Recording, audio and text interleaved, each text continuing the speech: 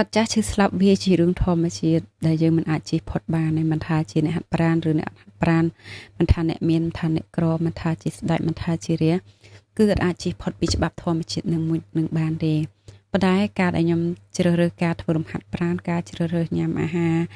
ដែលកាត់បន្ថយអាហារដែលមានរសជាតិដិតអាហារដែលមានជាតិផ្អែមខ្លាំងប្រៃខ្លាំងខ្លាញ់ខ្លាំងទាំងអស់ហ្នឹងគឺដើម្បីជួយកាត់បន្ថយនៅការប្រឈមនឹងនៅពេលដែលយើងចាស់ទៅព្រោះភាគច្រើនគឺយើងប្រឈមនឹងជំងឺមិនឆ្លងដូចជាជំងឺទឹកនោមផ្អែមនិងលើសទៅទៀតឈាមហើយក៏ដូចជានៅពេលដែលយើងចាស់ទៅគឺយើងពិបាកក្នុងការធ្វើដំណើរពីមួយឆ្នាំទៅមួយឆ្នាំ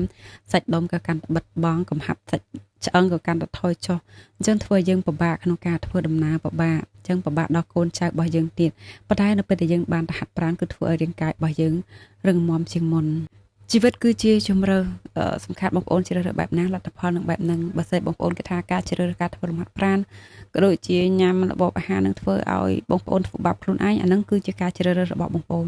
ប៉ុន្តែសម្រាប់ខ្ញុំការដែលបានទៅហាត់ប្រាណការដែលបានញ៉ាំអាហារល្អៗខ្ញុំពិតជាសប្បាយចិត្តមែនទែនបងប្អូនអញ្ចឹងយើងអាចយកជំរើសរបស់យើងមកដាក់ជ្រើសឲ្យអ្នកដទៃព្រោះពេលខ្លះគឺវាអស័ក្តិសមជាមួយអ្នកដទៃឯងអញ្ចឹងសម្រាប់វីដេអូនេះគឺប៉ុណ្្នឹងអរគុណ